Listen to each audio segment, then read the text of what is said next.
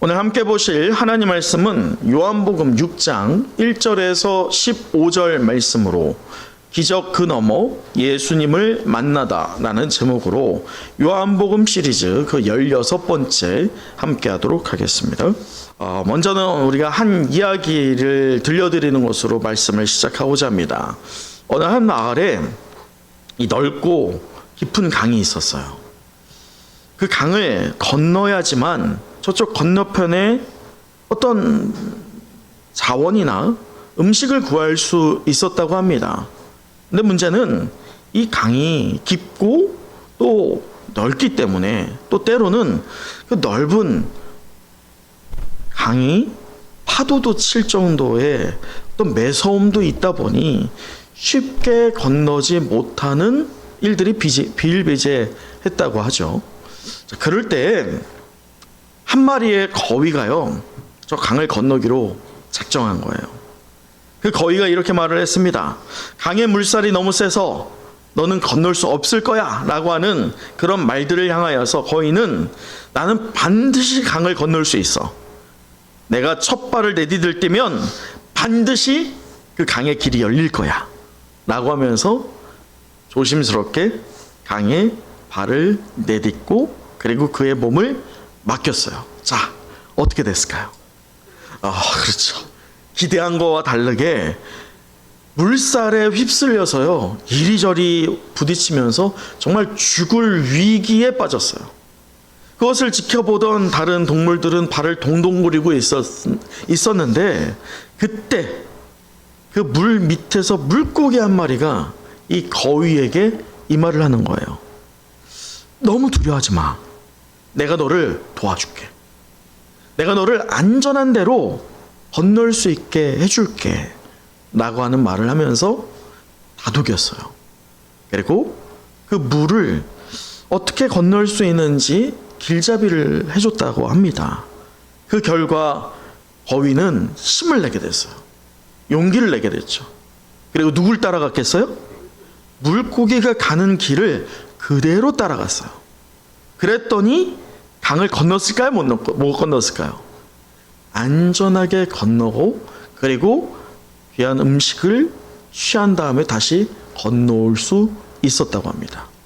이러한 거위를 보면서 동물들이 환호하면서 야, 너 정말 대단하다.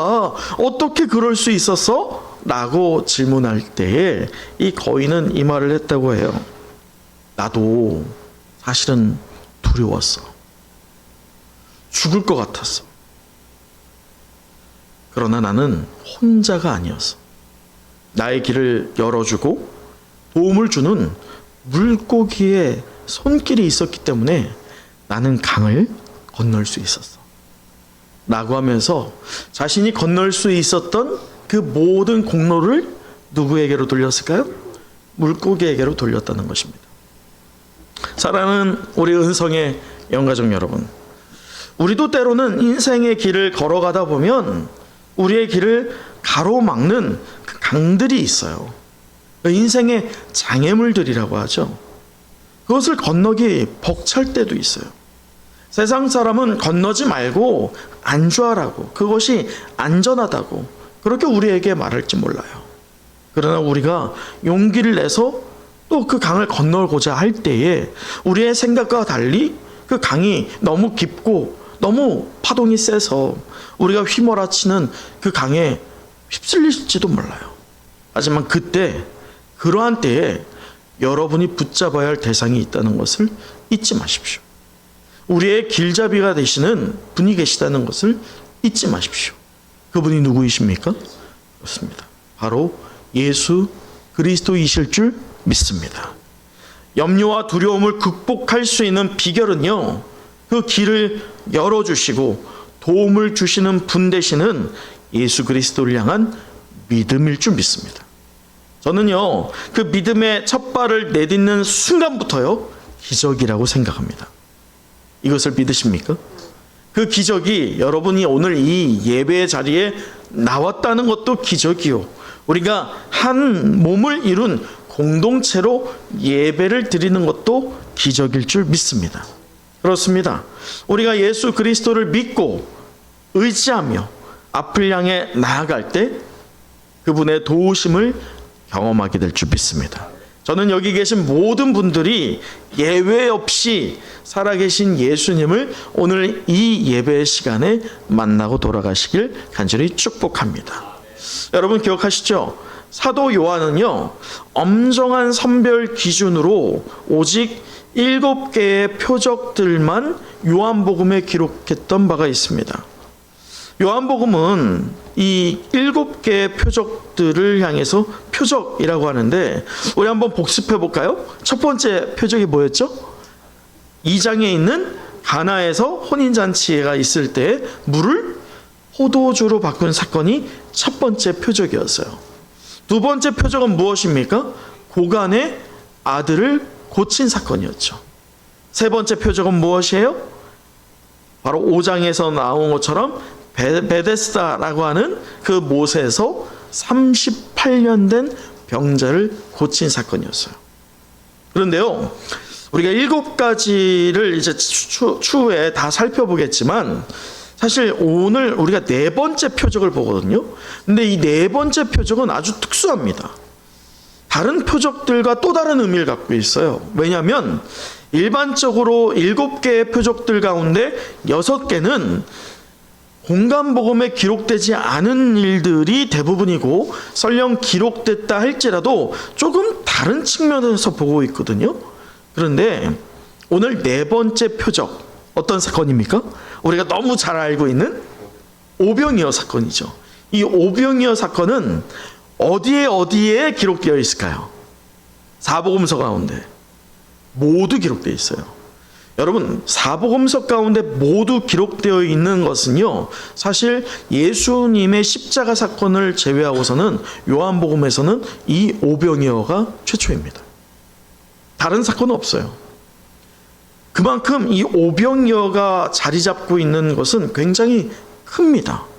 그럴 때 우리가 왜 이 오병이어를 보느냐? 자, 매우 흥미로운 게 또 하나가 있어요. 오늘 1절 우리 같이 한번 읽어볼까요? 1절 말씀이에요. 자, 시작. 그 후에 예수께서 디베랴의 갈릴리 바다 건너편으로 가시니. 자, 오늘 말씀의 1절을 보면 그 후에라고 하는 어떤 시점의 단서를 요한이 우리에게 제공해 줍니다.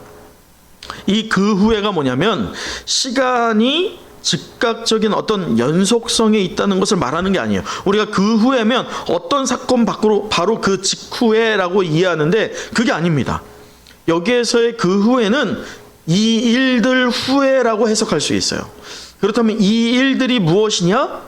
곧 예수님께서 갈릴리를 두루 다니시면서 행하셨던 기적과 이적의 일들 이유를 말합니다.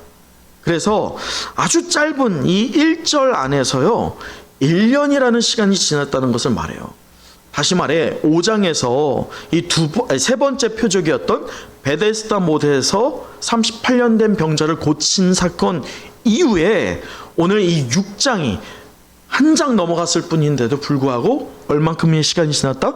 1년이 지났다. 그렇다면 그 1년 동안을 왜 사도 요한은 제외를 시켰을까? 사실 그 1년이라고 하는 기간 동안에는요, 예수님께서 많은 치료와 기적의 역사를 일으키십니다. 죽은 자를 살렸어요. 그 과부의 죽은 자였죠. 그 죽은 자를 살리는 기적을 행하셨어요. 또 어떤 기적을 행하셨냐? 여러 기적들을 행하면서도 12제자를 부르셨어요. 아주 중요한 사건들이 사실 그 1년 동안에 있거든요. 하지만 사도 요한은 그것을 과감하게 다 생략합니다. 그리고 생략하는 대신에 무엇은 딱 붙잡고 있어요? 오늘 본문의 네 번째 표적인 오병이어를 딱 붙잡고 있다는 거에 우리가 주목해야 할 점입니다. 왜냐? 사실 우리는 오병이어, 기적이에요, 아니에요?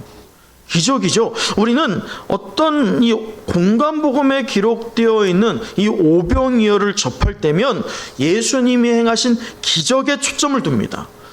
그렇게 음식을 가지고 많은 자를 먹였다? 야, 놀랍구나. 이러한 것에 조명을 하게 되거든요. 하지만 오늘 이 요한복음 달라요.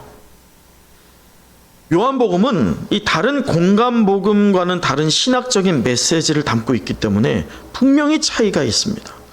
다시 말해 이 사도 요한이 이전에 마가와 마태와 누가가 기록한 이 오병이어 사건을 보고 나서 읽고 나서 여기에 부족한 게 있어 라고 하면서 다른 것들은 다 생략했는데 아주 예수님의 기적과 표적에 대표되는 이 오병이어 사건만은 붙잡고 와서 그리고 예수가 누구인지에 대한 설명을 우리에게 하고 있다는 것이죠.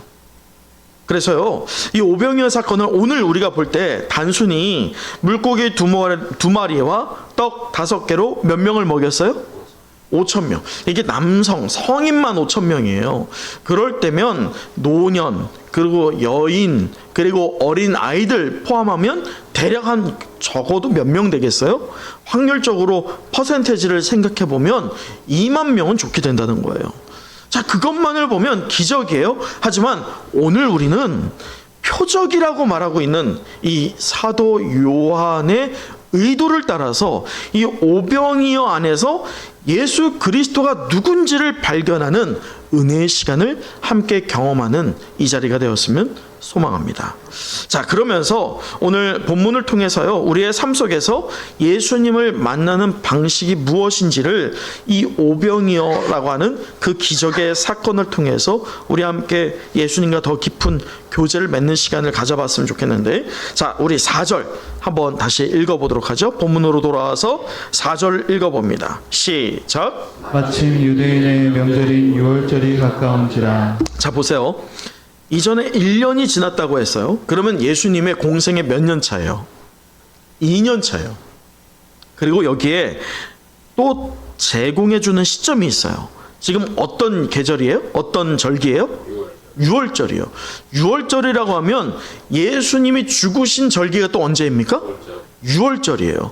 그러면 오늘 이 오병이어 사건이 언제 있었다? 예수님이 죽기 전 딱 1년 전입니다. 예수님이 돌아가시기 딱 1년 전 그때 있었던 사건이 바로 이 오병이어의 표적이라는 거예요.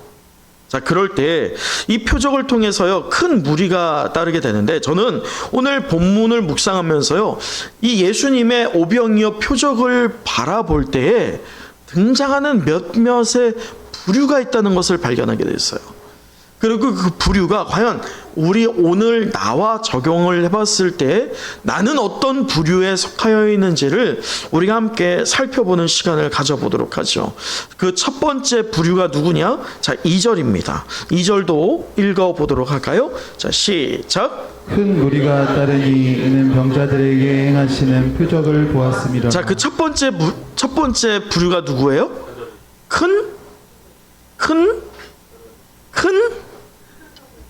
제가 지금 큰이라고 하잖아요. 큰이라고 하면 뭐가 나와야지 왜 자꾸 표적이 나와.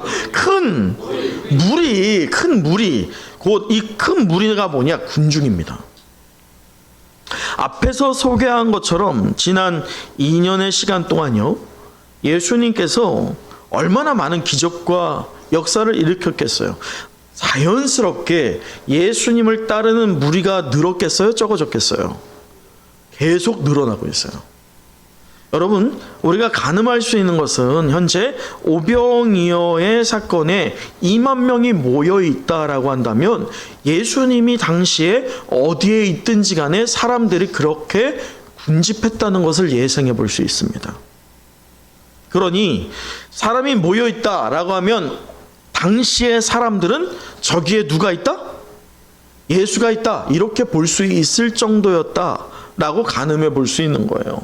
자, 중요한 것은 오늘 자연스럽게 그 큰 무리가 예수님을 따르고 있을 때 이 무리가 예수님을 따르는 이유가 무엇이냐입니다. 왜 따랐다고 오늘 말씀에 기록합니까? 2절에 보면 병자들에게 행하는 표적을 어떻게 했어요? 표적을 경험했어요? 표적을 본 거예요. 여러분 보세요. 바로 눈에 보여지는 기적 때문이었어요. 이들은 예수님이 행하시는 표적, 그 표적이 뭐라고 했습니까? 여러분, 표적은 다른 게 아니에요. 표적은요, 방향을 가리킵니다. 그래서 이 표적은 기적이 목적이 아니라 그 방향을 가리키고 있는 게 그 기적의 어떤 목적이에요. 그러면 이 오병이어의 기적이 표적이 되는 것은 이 곧 오병이어가 누구를 가리키고 있다는 거예요? 예수님을 드러내고 있다는 거예요. 그런데 지금 말씀을 잘 보면요, 이 사람들이 무엇을 보고 있어요? 군중이 2절에 본 것처럼 표적을 보고 있어요. 누구를 봐야 돼요? 원래는 예수를 봐야죠. 예수를 봐야 되는데 표적을 보는 거예요. 표적을 본다는 게 뭐냐? 눈에 보여지는 기적을 보면서 와! 라고 할 수는 있었지만 그 뒤에 진정한 주인공 되는 누구는 못 봤다? 예수님은 못 봤다. 그게 이들의 믿음의 한계였습니다. 여러분, 이처럼요, 오늘 우리에게 적용해 봤을 때 우리는 어떤가요? 때론 군중 심리로 교회에 나오는 성도가 얼마나 많은지 모릅니다. 여러분, 코로나 전만 해도요, 한국 교회는 세상 사람들에게 조명될 때에 폭발적인 부흥이 연속된다라고 그렇게 여겼어요. 하지만 한국 교회가 코로나를 딱 만나고 났을 때 어떻게 됐습니까? 완전히 그 안에 진실이 파헤쳐졌어요. 한국 교회가 부흥됐던 게 맞아요, 아니에요? 아니었어요. 부흥된다고 했어요. 사람들이 모이고 있거든요. 아니었어요. 수평 이동만 있는 거예요. 작은 교회는 없어지고 점차 큰 교회로 몰려가니까 큰 교회를 보니까 사람들이 많아요, 적어요? 많은 거예요. 그것을 보면서 한국 교회가 부흥하고 있다라고 보았지만 딱 모든 장막이 거쳐지고 나니 한국 교회의 민낯이 드러납니다. 그러면서 그 군중 심리로 교회에 나오던 부류의 성도들이 또 다른 군중 심리로 어떻게 돼요? 교회를 떠나갑니다. 그게 군중이에요. 그 군중은 믿음 때문에 교회 나오는 게 아니에요. 그 군중은 뭔가 보기를 원하는 것 때문에, 그 기적이 내게도 있기를 원하기 때문에 나오는 것이지, 그 기적의 진정한 주인공 되는 예수 그리스도는 그들에게 관심사가 아니었다는 것입니다. 여러분, 우리의 믿음은 어떻습니까? 우리의 교회의 현 주소는 어떻습니까? 우리가 진정한 우리의 삶의 주인공 되시고 또 우리를 인도해 가신다라고 하는 예수 그리스도가 진짜 나의 인생의 주인 되고 계시는지, 그것을 믿고 있는지, 아니면 그냥 머리로만 한 채 냉랭하게 식어진 채 그냥 습관에 젖어 교회에 나오고 있는지 우리는 스스로 점검해야 돼요. 내가 과연 그냥 군중인가, 아니면 예수님의 택한 제자인가를 말이죠. 저는요, 문제 해결이 목적이 아니라 예수 자체가 우리의 목적 되기를 간절히 축원합니다. 그러므로 저는 이 자리에 계신 여러분 모두가요, 우리 은성의 모든 영가족들이요, 예수님 자체가 삶의 목적 되기를 축복합니다. 우리 그렇게 한번 축복해 보도록 하죠.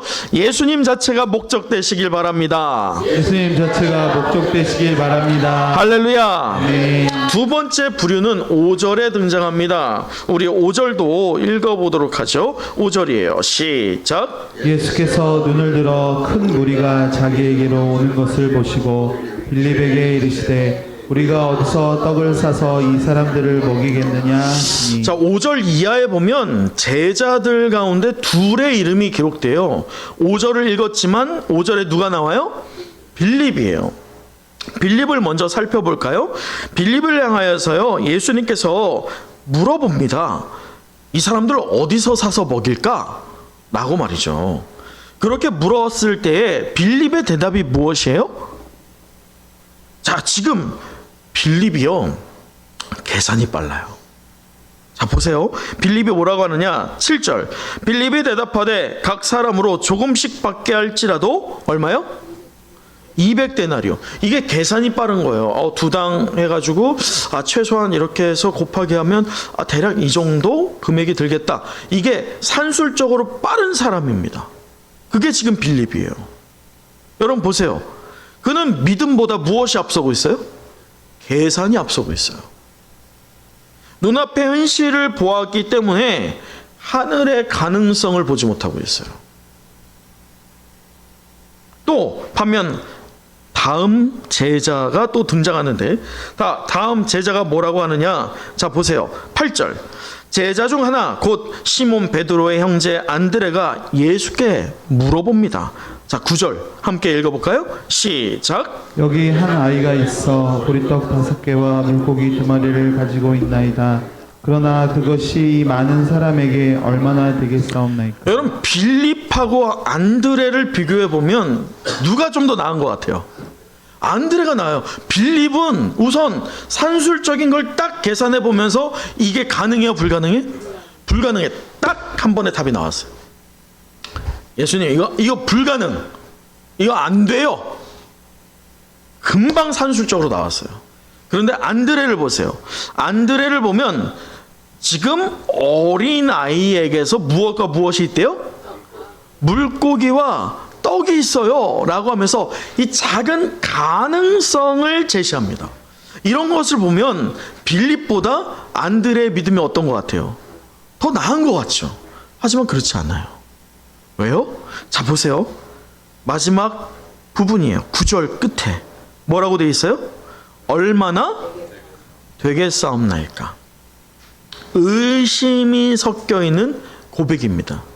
곧 안드레가 좀 더 나은 것 같지만 결과적으로는 그의 믿음도 현실의 문제에 한계가 있는 거예요. 가능성을 본 것 같지만 그 가능성이 긍정의 가능성이냐 부정의 가능성이냐? 부정의 가능성이에요. 주님, 이게 가능할 것 같기도 한데 아니네요. 그게 안드레예요. 결과적으로 보면 지금 제자라고 하는 빌립이나 안드레, 이 둘만이겠어요? 나머지 10명 이름이 밝히지 않고 있지만 다른 반응이겠어요? 아닐 거란 말이에요. 같은 반응일 거란가요? 그러면 이 둘이 지금 어떤 반응이냐? 결과적으로 믿음의 반응이에요? 아니에요. 사랑하는 은성의 영가족 여러분, 우리는 제자입니다. 아멘? 예수님의 제자예요. 하지만 제자가 어떤 사람이냐를 여러분 생각하셔야 돼요. 예수님의 제자들이 왜 오늘 이 한계점을 드러내느냐? 그들에게 무엇이 없기 때문입니까? 성령이 없기 때문이에요. 예수의 그리스도의 영이 임하지 않았기 때문에 믿음도 없는 것입니다. 그러나 여러분, 우리는 알고 있어요. 이들이 곧 1년이 지나 50일이 더 지난 이후에 그 오순절날에 예수 그리스도를 믿음으로 말미암아 부활하신 예수 그리스도가 40일 동안 그들과 함께하면서 그들을 독려하였던 그 믿음으로 인하여서 오순절날 도망하지 않고 더 이상 도망을 하지 않고 예루살렘에 남아서 하나님의 선물을 기다릴 때 무엇을 받았어요? 성령을 받았죠. 그들을 성령이 받고 나서 어떻게 됐습니까? 도망하지 않았어요. 끝까지 예수 그리스도를 증언했던 자들입니다. 여러분, 우리는요 초대의 그 그리스도인들의 피 흘림과 발자취가 넉넉히 녹아져 있기 때문에 우리는 예수 그리스도를 믿는 동시에 성령이 우리 안에 임재하여 주셨을 줄 믿습니다. 그러니 오늘 본문에 나오는 제자와 우리를 비교한다면 누가 높겠냐고요? 우리가 높아야죠. 과연 높으십니까? 우리가 제자다라고 말하고 있는데 그 제자가 오늘 말씀에 성령 받기 이전의 수준의 제자입니까? 아니면 성령 받은 이후에 이 제자들과 비교할 수 없을 정도의 영성을 지닌 제자입니까? 우린 스스로 점검해 봐야 돼요. 눈앞의 현실이 먼저 보일 때가 왜 없겠어요? 저도 마찬가지예요. 눈앞에 있는 현실을 보면 이 교회 잔고를 저는 다 보잖아요. 4개의 통장이 있거든요. 4개의 통장을 다 볼 수 있는 건 저밖에 없어요. 그러면 이 교회 재정에 대해서 가장 근심 있는 게 여러분이겠어요? 아니겠죠. 근심하고 기도하는 분들이 있겠지만 가장 그것 때문에 월 말이 될 때마다 살이 진짜 쪽쪽 말라가는 게 누구겠어요? 저예요. 눈앞의 현실을 보면서요. 과연 이게 맞을까? 하나님이 정말 부어주신다고 했는데 그 약속이 언제일까? 흔들릴 수 있는 게 바로 저 아니겠어요? 실제로 흔들릴 때도 있어요. 여러분도 다르지 않겠죠. 하지만 여전히 온전히 주님을 신뢰하지 못하는 우리일 수도 있지만 적당히가 아니라 온전히 예수 그리스도를 붙잡는 그 믿음의 은혜가 우리에게 있다는 것을 잊지 말기를 간절히 축복합니다. 우리는요, 예수의 제자예요. 그저 그런 제자가 아니라 예수님이 피 흘리신 그 값으로 사신 제자가 바로 저와 여러분일 줄 믿습니다. 자, 그런 제자의 자긍심으로요, 우리가 복된 삶을 살기를 간절히 축복합니다. 우리 그러한 의미에서 또 서로 축복해 봤으면 좋겠어요. 예수님의 참 제자 되시기를 축복합니다. 예수님의 참 제자 되시기를 축복합니다. 할렐루야. 마지막 부류가 나와요. 마지막 부류는요, 9절입니다.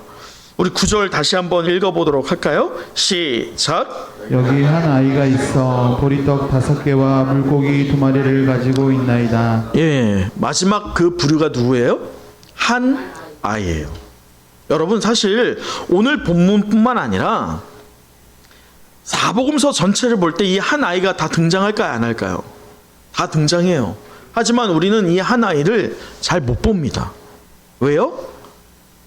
그 이름도 나오지 않았고, 그리고 그 한 아이의 어떤 믿음이라든지 무언가를 발견하기에는 너무 작아요.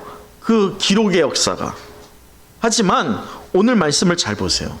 이 사도 요한이 주목하고 있는 한 명은요, 바로 이 한 아이예요.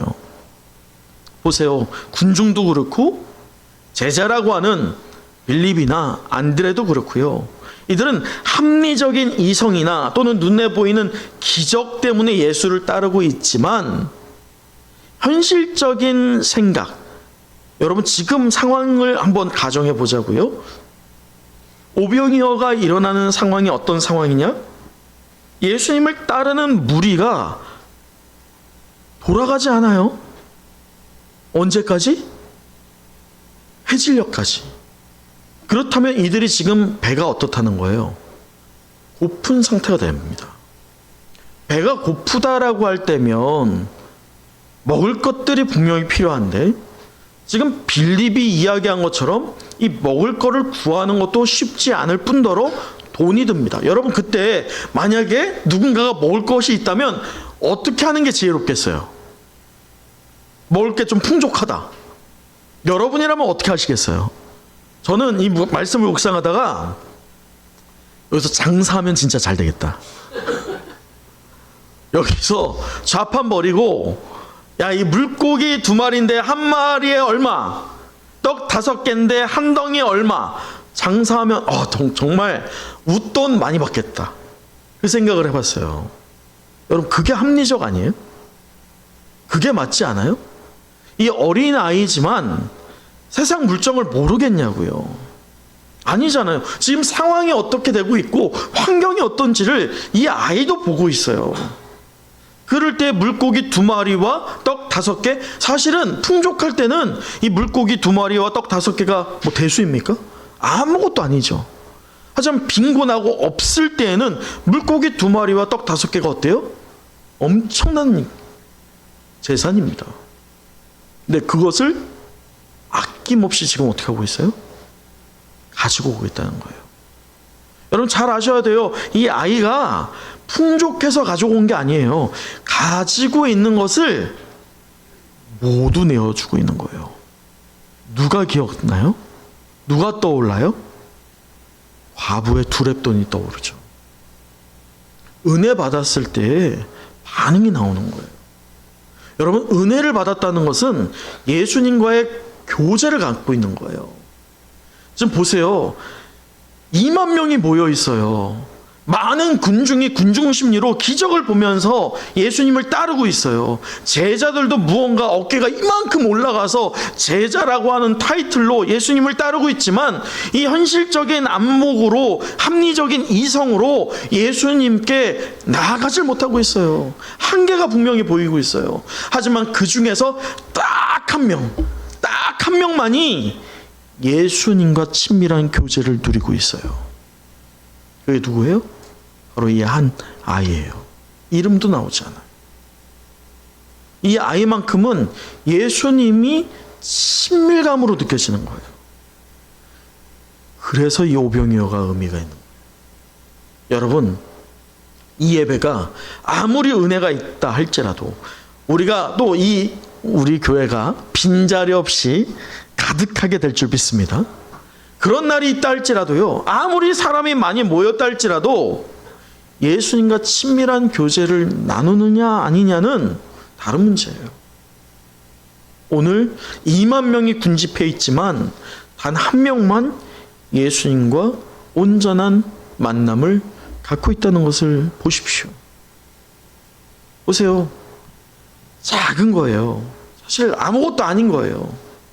하지만 그 작은 것의 헌신으로, 작은 것의 그런 순종으로, 믿음의 반응으로 2만 명이 그 기적을 경험했어요. 사랑하는 성령 가족 여러분, 하나님은 능력이 있고 가진 것이 많은 사람만 사용하지 않으세요. 하나님은 순수하게 드리는 사람을 통해서 크신 역사를 이루어 가실 줄 믿습니다. 아멘, 아멘. 저는 이 자리에 계신 여러분 모두가요, 합리적인 이성에서가 아니라 온전한 믿음의 반응으로 이 주님과 진정한 친밀한 교제함으로 하나님의 큰 일을 이루어가는 아이와 같은 믿음 소유하길 간절히 축복합니다. 말씀을 마칩니다. 오늘 우리는 이 요한복음 시리즈 그 16번째 시간으로 기적 그 너머 예수님을 만나다라는 제목으로 은혜의 말씀을 나누는데, 우리 마지막 14절과 15절 함께 읽어보도록 하죠. 15절입니다. 시작. 그 사람들이 예수께서 행하신 이 표적을 보고 말하되 이는 참으로 세상에 오실 그 선지자라 하니라. 그러므로 예수께서 그들이 와서 자기를 억지로 붙들어 임금으로 삼으려는 줄 아시고 다시 혼자 산으로 떠나 가시니라. 여러분 보세요. 모인 사람들의 배를 채우기에는 턱없이 부족한 떡과 물고기였어요. 그러나 예수님의 손에 그것이 들려졌을 때에 기적이 흘러나왔습니다. 놀랍게도 남은 조각이 12바구니나 되었다는 것이죠. 문제는 우리 손에 얼마나 많이 또는 얼마나 적게 들려있느냐가 아니에요. 가장 우리가 주목해야 할 문제는 누구의 손에 우리의 삶의 문제가 들려있냐는 것입니다. 세상은 우리에게 끊임없이 더 많은 것을 취하라고 독려합니다. 그러나 진정한 배부름은요, 예수님을 만나고 또 예수님과 함께하는 것임을 잊지 말기를 간절히 소망합니다. 이러한 영적 원리를 삶에 적용하여서 우리의 인생도 능력도 꿈도 예수님의 손에 올려졌을 때에 기적의 역사가 우리의 삶에 넉넉해질 줄 믿습니다. 요한복음은요, 예수님의 기적을 표적이라 불러요. 그리고 이 네 번째 표적, 그 표적의 방향은 오직 예수 그리스도였습니다. 기적이 있지만 여러분 보세요. 그 기적을 사모하는 사람들, 기적이 사라지면 믿음도 어때요? 사라져요. 그러나 그 기적 너머에 계신 예수님을 친밀히 만나면 기적이 없다 할지라도 좋게요. 기적이 우리에게 바라지 않는다 할지라도 충분함을 누리게 됩니다. 왜냐? 우리에게 누가 있기 때문입니까? 예수 그리스도가 있기 때문입니다. 이제 그 기적의 주인 되시는 예수님을 여러분의 삶의 주인으로 모시기를 간절히 축복합니다.